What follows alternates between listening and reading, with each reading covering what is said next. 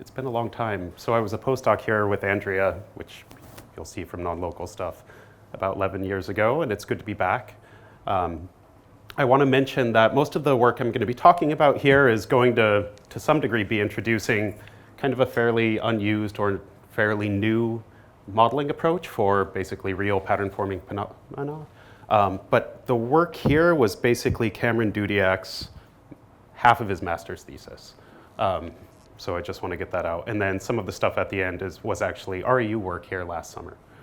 So, or 2 summers ago, maybe. I should mention both James von Brecht and James Wilking. I work exclusively with people named James, but they both did their PhDs here, one in the math department. James Wilking was actually chemistry, so we're in the right building a long time ago.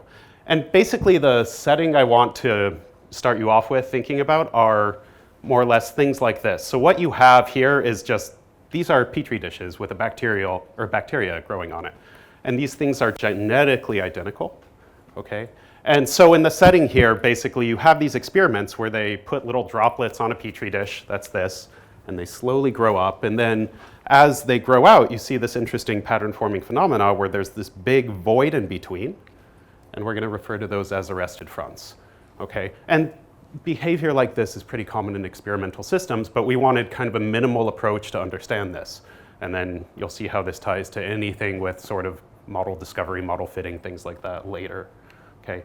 But yeah, the idea is I have things that are growing towards each other. All I'm observing in this case are these bacterial colony boundaries. And what you see is they start to stop each other's growth. So the question is, how can you sort of minimally capture that? Okay, so again, studying boundary dynamics, pretty common problem.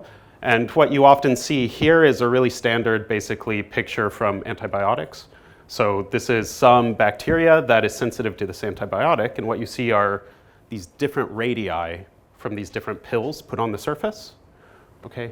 That's basically the concentration of the antibiotics in this. I think it goes up by decades, leads to different sort of non-local repulsions from the edge of this thing, all right? And so what we're going to do is introduce a model that relies on just a few terms. So you're gonna have like a curvature term, and then a normal growth term, and then a non-local repulsion between basically a bunch of interfaces. And we're gonna use this sort of as an a priori set of models to reproduce this type of behavior. And I should mention, this is output from our numerical simulation where we started a colony in here. These are stationary, basically meant to be like antibiotics. And what you see are these, we can basically produce this sort of behavior in some sense, okay? And again, what you see here is these boundaries look like they're basically propagating in a way where they're interacting with each other at a distance, all right? And more or less, this is a result of, there's a whole bunch of kind of missing components in a PDE model here, or chemical reactions, toxins, other things, and nonlinear waves building up that are all subsumed into a single non-local term, okay? So one thing that's pretty standard in any experimental system that you're gonna study that's not very, very simple is there's a whole bunch of hidden variables you can't keep track of. And so the question is, how do you use PDE models in the setting? And ideally, not just sort of qualitatively, but quantitatively to reproduce and predict things. All right, so pattern forming mechanisms, I know usually if you've studied them at all, they're all from like Turing bifurcations that are diffusion driven, okay? So this is the Swift-Hohenberg equation in 2 dimensions, and you get a whole bunch of localized patterns that are supported by it. These are rings, these are hexagon patterns. And again, the mechanism here was more or less from Alan Turing, 1952, one of his last works before he committed suicide. And this is a linear mechanism for pattern formation, and it's a local mechanism, okay? It can lead to space-filling patterns and other things, but for the most part, it's pretty limited, and it's very hard to find experimental systems where you can in any way verify kind of the fundamental assumptions of a Turing instability lead to the patterning in any sense. Again, this is basically an instability in a linear system that comes out of having unequal diffusion rates mixed with unequal reaction rates. You can get basically these nice, interesting patterns. Another place where you see lots of patterning, which again is still typically in the same viewpoint, but are singularly perturbed systems, right? And that's more gonna be where we are. So again, for Turing bifurcations, there are a couple systems where they pretty much biologically, experimentally have confirmed that a Turing instability or a diffusion-driven instability is likely leading to patterning. So this is like morphogenesis, when an undifferentiated ball of cells spouts basically a mouth and an anus. They call it invagination. Okay? It gives you no information about what happens in the fully nonlinear regime. Okay, so this is always an instability from a flat state, basically where everything is small. It's well known that these things, when paired with things like growing domains or other controls, can be way more robust. But one thing that's pretty well known at this point is in experimental systems, local diffusion is usually not right. And most things have some sort of super diffusive effect or some sort of random noise that doesn't look Gaussian. Okay? Okay, so the model we want to introduce basically is going to take ideas that come from sort of standard curve shortening or coarsening dynamics from from systems like Cahn-Hilliard, and then it's going to combine it with some ideas from things like singular perturbation theory, right? So reaction-diffusion equations, pretty in general, where you have a much faster diffusion than reaction, where your reaction is much faster than your diffusion, will often coarsen into sort of bistable, or depending how many equilibria you have, into flat regimes with kind of a boundary dynamic between them. And those boundaries, like you see in Ginzburg-Landau over there, typically evolve according to something like curvature flow, or in 3D mean curvature flow, all right? And then in some settings where you have, say, a bistable energy with an unequal energy, you'll often also get a normal motion, where one place takes over from the other, okay? So when I mentioned in that second slide that we're going to combine some basically local interfacial terms, that's curvature and mean curvature and a normal motion, all right? And again, this is pretty standard, okay? But we also get a non-local term. So I want to talk about a few different ways in nature that non-locality comes up, and then I'll describe specifically where we're thinking of for these bacterial dynamics where it might occur. All right, so in biological systems, it's really typical for animals, bacteria, whatever you want, to have sensory organs of some sort. I can see you, I can hear you, I can smell you. Or in bacteria, you might have some sort of detection of chemical gradients or other things, okay? And so all of these things will lead to basically individual particles that can feel some area around them and affect their behavior as a result, okay? And now if I take these examples, so these are all from like Chen and Kolokolnikov, he actually led several REUs here. These are all different animal systems, predator-prey systems, where you have a bunch of individual particles and then something like a predator, but you can model these things with continuum limits, okay, with non-local terms. Usually some non-local interaction kernel that you integrate over. All right. You can also get non-locality, again, from what I said before, super diffusion, okay? So I have a random walk on some underlying particle, but that random walk is not Gaussian, right? You'll have heavy tails that will usually lead you to some non-local operator in your partial differential equation limit, okay? So for example, it's really well known that if you look at actual animal foraging patterns, this is a random walk, they look more like this. They take these big jumps, then wander locally, and it's just a lot more efficient way to find food or resources or whatever you want, okay? And so this, again, the Brownian motion leads to the well-known heat equation, local diffusion.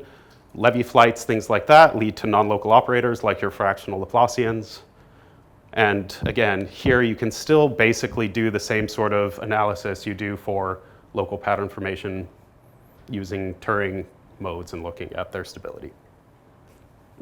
Okay, so this is just to say non-locality is everywhere, especially in living systems and experimental systems, all right? But it can come not just from these non-local mechanisms, like that I can sense something at a distance, it also comes very much from local mechanisms where I have lost information. Okay, so this is Fitzhugh-Nagumo. This is basically used for things like nerve impulses and modeling, but also for laser discharge. So this is actually a 3-component Fitzhugh-Nagumo equation. And all we're looking at is one of the components here. So this is a space-time diagram for 1D Fitzhugh-Nagumo, where there's fast variables, those are the ones with sharp transitions, and then slow variables that we cannot see. And if you look at this equation, it looks like I have a bunch of moving interfaces. And you can actually rigorously reduce these dynamics here to a particle interaction equation like a standard ODE, okay? So basically, as long as things are well enough separated, you're in what would be called a semi-strong regime, your full singularly perturbed PDE system reduces to a very simple set of ODEs for the boundaries. And each of these have a non-local interaction between them, okay? So this is basically the same sort of thing where the low state is black and the high state is white. And it really is clear you're getting interactions across these different particle components here. Okay? So that is a non-local term in a fully local, non-local ODE in a fully local PDE. Okay? But all of this can carry over into 2D. So this is the same equation, but now on the plane, and these are basically timestamps from this initial condition. And you see very fast these squares go to round things. That's the curvature growth term. All right, and then you can see the circle now wants to grow depending on the parameters. These are different parameter regimes. So it looks like it's growing, but now it has this strong interaction with this far white term. And so that looks like exactly the sort of models I was trying to introduce, okay? Where you can reduce this 3-component partial differential equation to a single component, where it now looks like basically these interfacial terms just move according to normal motion, curvature, and then some non-local interaction. That's why you get these curves between the different interfaces. And again, that's because we're missing variables. We only have one of the 3, so it looks like a non-local interaction rather than a solution to a fully local PDE. There's nothing non-local here, okay? All right, so this is the model I wanted to introduce. I'll show it to you in a second, but now we want to apply this to a real experimental system just to show you can do something with it, okay? And so we were looking around for a while, and the natural one is bacterial biofilms because that's what I saw.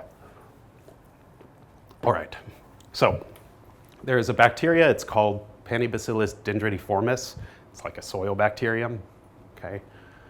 And it turns out in certain settings, what you can see is it will secrete a toxin. They call it sibling lethal factor, okay, which is toxic to this colony, to this bacteria, if you apply it to it. Okay, it kills it off. So this is a mechanism for competition. So what you do is you grow up bacteria in a test tube, and then you do 2 initial spottings on a dish. That's what those are. And then as this thing grows, you'll see basically this nice separation where these colonies cannot grow into each other. They're repulsed by each other, okay? And so you get this nice kind of dynamic where you can get this pattern forming thing on the boundaries of these colonies that look like there's a whole bunch of non-local interactions. A few things to get this behavior, you actually have to grow it really, really slowly and in a pretty nutrient-deprived regime. But then you can get sort of this behavior over and over again. Also, the original work on this, basically, there are some PDE models that exist to reproduce roughly this behavior where I have 2 colonies, they grow, and then they stop. These were all like 9, 10 component PDEs with tons and tons of parameters floating around, and there was no attempt to even pretend that you could reproduce anything like the actual colony patterns, okay? You can get 2 separated things with a break in between. And their equations, the PDEs they use, they have a ton of different time scales, so very mixed time scales. All right. So I would not spend time trying to follow this, but this is the set of equations basically for each of these interfaces. So parameterized curves, curvature term, normal motion, and then non-local interactions between the colonies or between these different interfaces, and these non-local terms only act in the normal direction, okay? So that's the only equation I'm gonna throw up probably. One thing I will say about it is we were assuming for our non-local interaction kernel something Gaussian. There's no reason for this, we just wanted something monotonically decaying. And the other nice thing here is the system here, you can non-dimensionalize it out and you really only have 2 parameters remaining. So the right-hand side of your second equation here is PDE, right? This is all a PDE, yeah. It looks like an ODE, but it's yeah. case of gamma is curvature. exactly. Which means this is grid dependent. Is what? Grid dependent. It is. I mean, it should be. So one of the things about this kind of method is that you have to refine it like a lunatic to get the data. Sometimes we used a spectral method for the derivatives. Stuff seemed to converge, and then, yeah. But yeah, it's very much leading order. You're going to have curvature, which, as you know, is what typically half order on most schemes you're using. Yeah, exactly. Okay, so here's the output of our model, just at a start. So basically, we took figures from this earlier paper. This was out of PNAS. And what they have is a stationary picture of patterns after some time. This was actually just from a press release they posted for the NSF. Okay? And what we showed is this simple combination of a few terms is enough to reproduce kind of this pattern-forming behavior pretty well. So what you have is this circle is the initial data, and then red are time slices, and the blue is just an ending time where we showed it pretty much matched the experimental data fairly well. All right, at least as well as I would have ever expect to do. We're not going to get the feathers and other stuff on this. It's a whole different length scale. So you don't do the dendrites? No, not Dendrites, just the course, like a exactly. course grade model. Yeah. And it's not clear you couldn't do the dendrites. Usually in other settings like material science where they have similar behavior, you actually have something that's almost an ill-posed curvature term that creates them. But stuff like functionalized Cahn-Hilliard will have behavior that maybe you could try to get something like that. This is actually data we had a student take. And what you see here, which they never saw in their original one, is you can actually get repulsion between this colony and just the wall of a Petri dish. That's what's happening there, okay? Okay, so that's great, but all this was a fixed sort of ending timestamp that we were trying to reproduce. And again, this is only with 2 parameters. And so what we wanted was actual space-time data and a whole bunch of experiments so we could try to see how parameters vary from run to run, experiment to experiment, and if there was any sort of consistency, which meant that grad student Cam had to learn how to grow bacteria. Okay, so this is how you actually grow the bacteria. This is nutrient deficient agar plates. You make them, you dry them for 72 hours, because if you don't get good experimental results. You don't get nice reproducibility. And then you basically take your broth of this Panibacillus dendriformis bacteria, and you grow it in that broth until it has a fixed optical density. This is effectively trying to get consistent initial conditions, okay, on the actual concentration of the bacteria. Then you vortex your broth, which means you mix it in a really fast way. But it turns out these things will start to form biofilms in that broth, so if you don't vortex it, you get bad results. You get non-reproducible images, which is like this one here, okay? And then you need a good consistent imaging system where you can grow these things over days. It takes days to get those experiments. And have consistent imaging on a whole bunch of colonies that grow at a very nice sort of temperature and relative humidity, which meant Cam had to build something, okay? So this is the imaging incubator we have. That's a light ring like you use if you're a influencer. That goes under more or less this turntable where we have 6 basically bacterial dishes that slowly just rotate throughout the day. And as you get back to initial condition, you get back to the same tray, it takes a picture and keeps track of it. So you can get basically days and days worth of video of these colonies slowly growing, all right? And so the image is taken every 5 minutes, but you have 6 things, so you get an image of the same colony every 30 minutes over again, several days. Okay. So that is how we're going to get our experimental data. Once you have that experimental data, you need to go from an image like these ones to an interface, okay? So we did this in the dumbest possible way. We diffused it a little and thresholded. That was all we did. This was, again, a master's student in a small fraction of his time. But here are sort of the colonies that he gets out, and he uses a boundary tracing algorithm and gets a whole collection of interfaces for a bunch of experiments. Diffusion plus interfacial, then gives you curvature. Yes. MBO, we don't have that. Okay. And so now, once we have all these interfacial time series, all right, our goal is actually to try to do some parameter fitting, okay? So what we're going to do is we basically have, I can't remember if red or yellow. Yellow here is the actual experimental data, and what we're going to do is try to fit red curves to this over the whole space-time cylinder, okay? So we use, this is a place where having good time steps actually matters for the error in your parameter reproduction and doing the numerics here.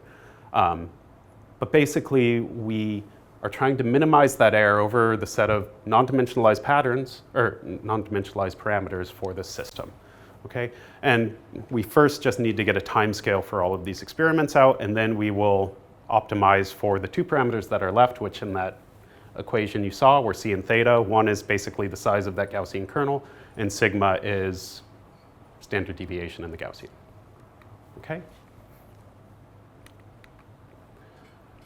And we are using the experiments produced there. So 2 of our runs yielded really pretty good time-lapse video data that we could use to fit these parameters. We used 3 of the videos, including several single colony ones, just to fix a time scale. So 24 hours in that thing should be some amount of time for your PDE. This is just getting rid of a parameter when you non-dimensionalize. And then we're going to take basically of our total 12 experiments, some other ones to fit parameters, and we're going to do some extrapolation. I'll explain that in a bit. Okay, so first we have 3 experiments, and what you're going to see is a little GIF here. So it's going to go forward in time, then backward in time, over and over again. And these were used just to fit the time scale, okay? So again, red is the simulation, yellow is the data, and we have a 1 and 2 colony thing, and we can choose these 2 parameters to fit this well, okay? And now we go and take the same approach with that time scale fixed and just fit those 2 parameters, C and sigma.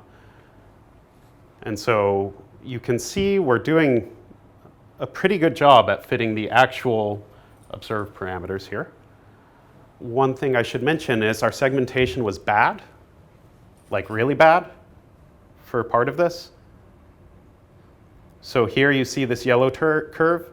That actually is doing a much worse job than our PDE model of fitting the data here. The segmentation is wrong, and it's fixed basically by the constraints of this non-local motion plus, the non-local interactions plus the curvature, okay? So the PDE model is actually doing a better job of tracking our colonies on that experiment than our segmentation, right? And so when you do that, and by the way, we fit these parameters, there's only 2 of them in the end using like the Nelder-Mead simplex method, so F-min search, effectively, all right? But for small enough parameters, that works well. And so if you look at the red dots here, all this is showing across all of our experiments, what are the learned parameters C and sigma. And the thing to note, we're plotting them as a function of colony spacing, so that's how far apart your multiple colonies are at the start, whether it's 1, 2, or 3, where 0 just means you only had 1 colony. And what you see is C is quite flat across all of our experiments, ignore the blue ones. And sigma looks very, very linear in colony spacing. What you have is basically a slowly growing nonlinear pulse, and it grows with time. So effectively, that just means the strength you get on that Gaussian looks like it scales with colony spacing. Okay. So this is doing a pattern-forming PDE non-local system where you can reproduce the experimental data to the accuracy you just saw in the eyeball norm, all right? And what you see are the parameters are actually very flat here, very linear there. So the question is, in some of these cases where we don't actually have a good segmentation or we don't have a good reproduction of the colonies, can we then just choose parameters, run it, and see if we can extrapolate out of our parameter range? and do a good job. That's what the blue ones are basically, we're going to randomly pull parameters from looking at this for a couple experiments, then adjust them a little by eyeball. And these are going from now 2 to 3 colony cases. And it's hard to see, but basically the red curves, the yellow one is our initial condition. The red curves are now tracking. And I don't know if you can see from out there, but the red curves basically exactly line up with the actual boundary of the colonies. The colony is pretty hard to see here, but it turns out we can extrapolate and still reproduce these things without doing anything smart. Okay.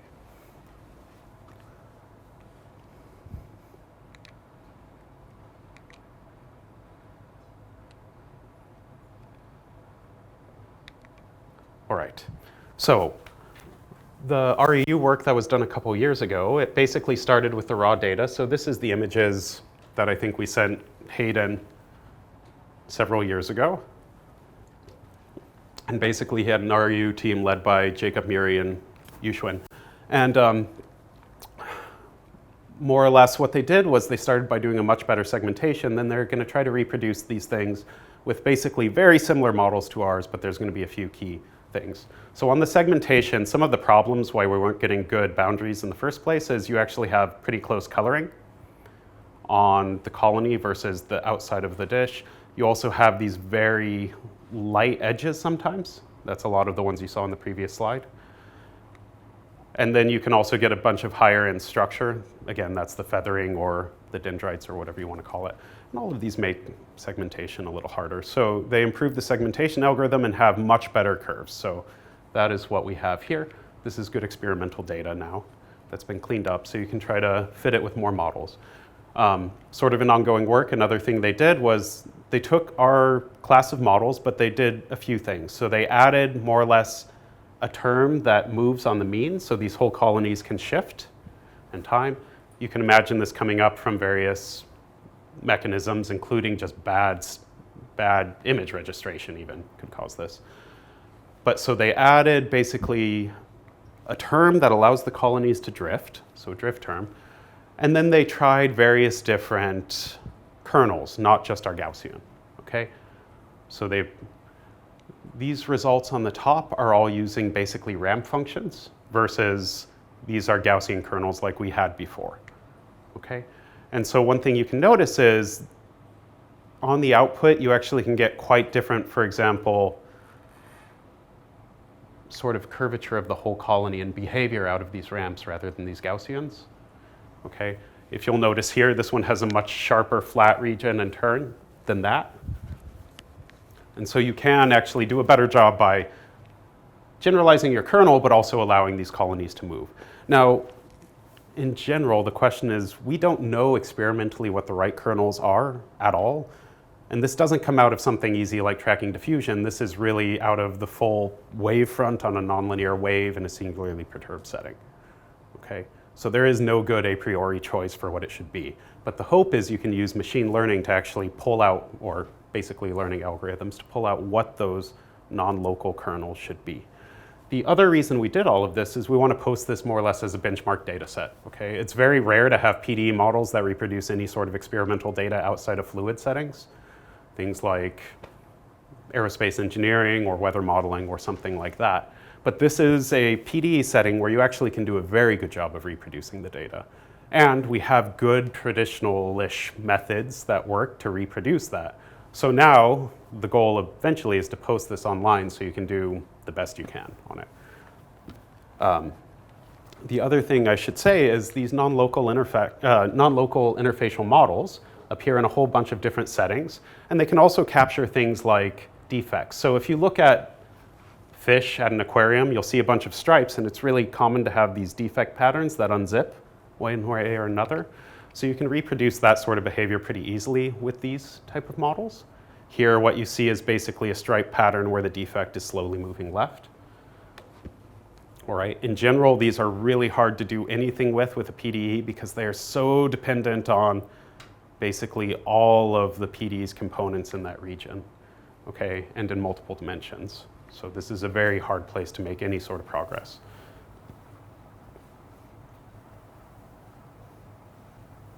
Right. This is moving just slowly. Left. Moves right for a little bit, then goes left. What is the equation of motion of this thing? The same non-local interfacial ones we have before. We just have three curves: curvature, normal motion this way, normal motion this way, normal motion this way, curvature, and then just a non-local interaction between all of these and self. These are critical points, and what are these? This is just the natural state that comes out of. Well, you pick some points, and then there's some non-local motion between them or something? You said non-local motion between those 2 points. No, between the entire interface, right? So this feels a force from this entire interface, and itself. And it's some kind of integral. Yeah, it's just a PDE integral over the curve. That's right. You have two PDEs, right? One for each. The x and y component of each of those. Yes. Yeah, so it's 6 equations here. Right. Yeah, Yes. exactly. Okay, so the last few slides, I just want to show you a few other places where similar behavior comes up, but I also want to plug, I'm at Montana State, so we're in Bozeman. So this is the valley we live in. This is like a pretty common hiking trail, that's the M. This is where the ski area is, okay? And the next videos I'm going to show you are from a hike around here in the spring. All right, so if you look down rather than looking up, you'll see in little puddles these things these black dots, they're called snow fleas or springtails. They're just little bugs, okay? They hop all around. And what you can see is they will, partially driven by fluid and other things, but they aggregate and they jump towards each other and get into these small colonies that then kind of go around, but they can move from one colony to another by jumping. And then when you have enough of them, you can actually see some interesting dynamics that look very much like interfacial curves with some non-local term. This is Jim, the chemist, happily poking at it. I should mention when he was, and yeah, on this one you see it will go back to round a bit. Jim likes to grab things on hikes. He gave himself salmonella at one point. So I'd recommend not sticking your hands in your mouth afterwards. Okay, but this is sort of a rough setting where these types of models should be able to do something, okay? But it's very hard to model these with a bunch of individual ODEs, for example. Another very common place you see them are things like, these are fairy circles, but basically you have this grass desert in Namibia that has these dirt areas that make these nice round circles that sort of fill out the space. And there is an ongoing and bitter fight over whether this is driven by something like termites eating roots or if this is just pattern formation emerging out of basically low resources. So every few years in the New York Times, you'll see another news release where someone has now claimed they solve it. But this is a place where these things do have a non-local interaction between each other, so you could hope. And then a really common one are spiral waves. So it's been known that certain spiral waves basically, right, these things rotate, they're solutions of a PDE, can be well modeled if you have a fixed tip using curvature flow. Basically, it's a curvature flow on the spiral, and you get the same motion. So this is from the mid-'80s, roughly. But with curvature flow, you can never get the tip meander, okay? And these spiral waves usually will rotate, but they'll also shift around where their kind of root point is. So that's what the white curve here is. Well, this is a multi-scale system where we're missing components, but basically you have a sharp interface and then something slower in other components. And that should lead to, at this level, non-local terms where this tip now interacts with the arms of the wave as it moves around, and that can give you things like tip meander, okay? So that is another place where our approach can be applied. One thing that also happens is if you do the stability analysis around these spirals, if I do it from a curvature flow viewpoint, basically perturbations here, they don't decay in, they stay fixed and actually grow and move out on the arms farther out to infinity. But it turns out non-local interface or non-local interactions between the arms of the spiral can actually dampen that out. Okay, so it's another mechanism that will allow some sort of stability to occur. right? And it just turns out there's tons and tons of examples where things look like non-local forcing if you're missing components. I mean, this is all throughout fluids, but in a lot of other settings as well, okay? And again, there's a whole bunch of open problems, like what is a good kernel, why, how. I should say we do have local well-posedness results for this proven. And all of this generalizes to higher dimensions, so you could hope to understand things like tumor growth and other stuff in fully 3D settings. Right. Any questions? I think that's it.